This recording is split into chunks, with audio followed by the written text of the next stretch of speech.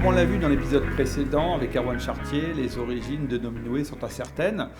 Certains le placent tout de même du côté de Botmel en Calac, dont on voit ici les images d'une chapelle bien plus récente. D'autres, les historiens, refusent même de dire qu'il fut breton. Mais ce sont les annales de Saint-Bertin qui vont mettre tout le monde d'accord, puisque dès 843, il y est clairement mentionné l'expression « le breton Nominoé ». Alors, quand repère-t-on Nominoé dans l'histoire ? Eh bien, aux alentours de 830, il est nommé comte de Vannes par l'empereur Louis le Débonnaire. Pourquoi ? L'empereur Louis le Débonnaire, devenu plus tard Louis le Pieux, loue-t-il les services d'un noble breton ? Eh bien, c'est une histoire qui a plus d'un demi-millénaire. En fait, les Bretons, sur l'île britannique, et les Armoricains, ici sur la péninsule, ont fort à faire depuis de nombreux siècles avec des invasions venant de Rome, avec les Saxons, avec les pirates irlandais et avec les Francs eux-mêmes bien avant Clovis. Et à chaque fois, lorsqu'ils étaient au bord du précipice, sur le point de disparaître, ces deux peuples ont repris le dessus, démontrant des capacités de résilience et de résistance insoupçonnées.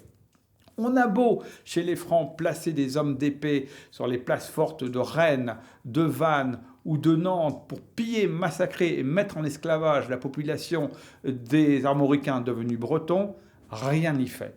On a beau faire des marches de Bretagne, sorte de lignes Maginot qui deviendront poreuses, rien n'y fait. Alors, après 500 ans d'échecs, l'empereur décide de prendre un breton, Nominoé. Que va faire Nominoé lors de sa nomination? Il ne va pas perdre de temps, puisqu'il va se créer un pouvoir spirituel avec l'abbaye de Redon qu'il va confier à Convoyant. Alors pour en savoir plus, je vous propose de voguer vers Redon, son cloître, son abbaye, en compagnie de Georges Migaud, qui va nous permettre de découvrir un peu plus près le profil de Convoyant de Nominoé.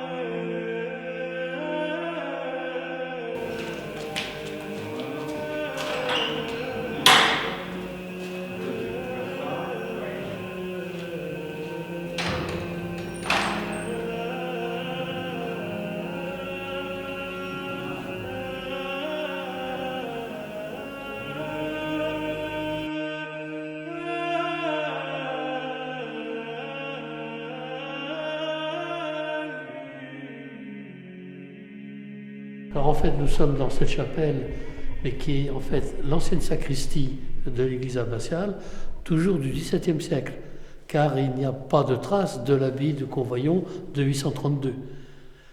Mais si on se reporte à 832, donc on avait déjà évoqué le fait que, est-ce que l'abbaye de Convoyant être celtique ou latine ? C'était une grave question à l'époque, car on sait que les églises celtiques étaient d'obédience de Pélage, un moine breton, et qu'il y avait une discorde avec l'église latine à propos de la grâce. Et l'église latine avait excommunié Pélage. Donc c'est une question importante pour l'empereur de savoir sous quelle obédience aurait été l'abbaye de Redon. Et c'est pourquoi, dans un premier temps, il avait refusé de valider la création de cette abbaye. Dès qu'on construisait une abbaye, pour faire vivre cette abbaye, il fallait recruter des moines, il fallait aussi faire venir des pèlerins. Or, faire venir des pèlerins, à cette époque-là, c'était surtout avoir des reliques, car les gens avaient une religion assez superstitieuse et vénéraient particulièrement les reliques. Or, à Redon, il n'y avait pas de reliques, il n'y avait pas non plus d'origine spirituelle ancienne, comme une source miraculeuse ou des dolmens ou quelque chose, il n'y avait rien. Donc, Convoyant a réussi à aller à Angers, se faire enfermer discrètement la nuit dans une église pour voler le corps de cet impothème qu'il a ramené à Redon, et donc là, il y avait des reliques à Redon, et donc les pèlerinages pouvaient commencer.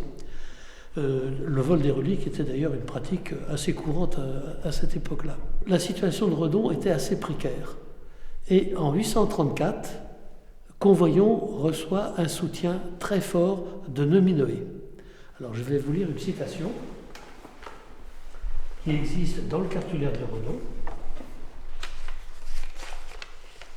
Car à cette époque-là aussi, on doit dire que Louis le Pieux rencontre de très grandes difficultés politiques car ses fils se révoltent contre lui. Certains seigneurs prennent le parti des fils et Nominoé reste fidèle à l'empereur et soutient constamment l'empereur.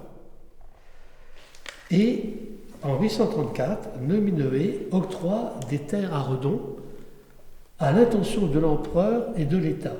Et il dit, en réfléchissant à l'opposition et la tribulation qu'éprouve notre Seigneur l'empereur Louis, je donne aux moines de Redon ce lieu qui s'appelle Ros, en tant qu'aumône pour le Seigneur empereur, pour que le Seigneur daigne l'aider par leurs prières.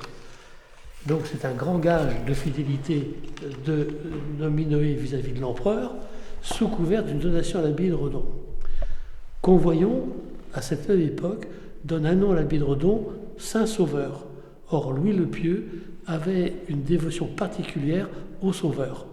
Le cartulaire de Redon repose aux archives historiques du diocèse de Rennes et il est bien pratique pour connaître les us et coutumes de l'abbaye de Redon et de la société du Haut Moyen-Âge en Bretagne en général. Et justement, de cette période, il reste encore de nos jours des us et coutumes. Je vous propose d'aller à 10 minutes de Redon, à Pin-sur-Rousse exactement, objet de notre attention. Nous allons rencontrer des frères très occupés.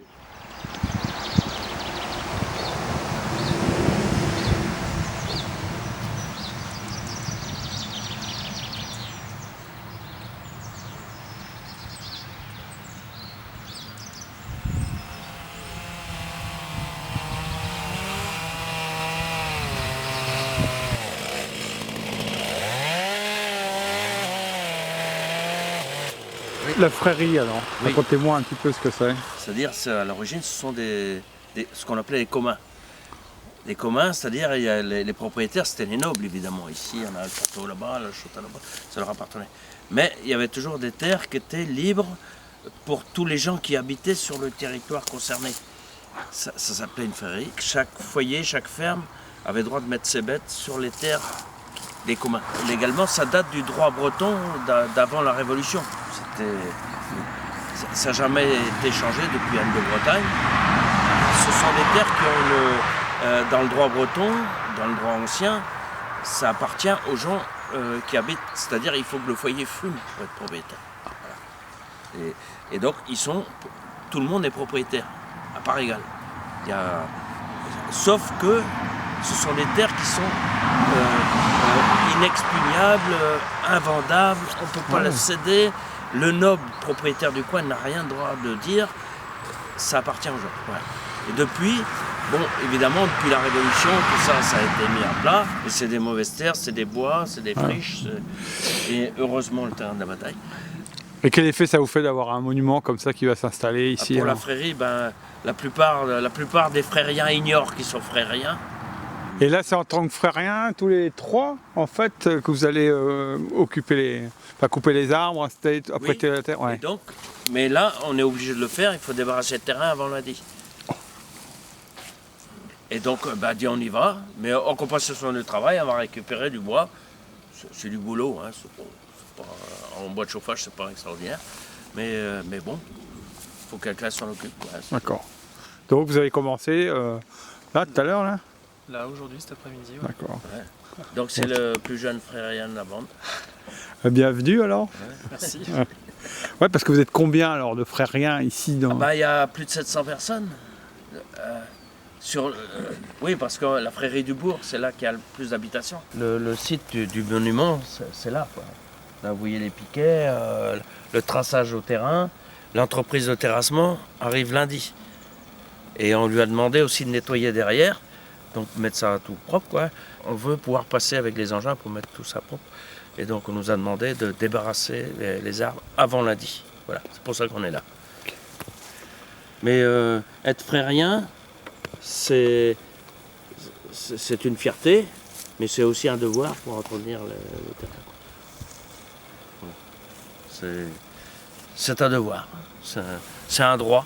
C'est un droit. Et voici le plus jeune frérien, enfin le dernier arrivé sur la prairie. Mais son foyer il fume, j'habite en face, je vois toujours qu'il fume. Donc c'est un vrai frérien. Et toujours disponible avec un tracteur et l'armoire. Le tracteur et l'armoire. Super.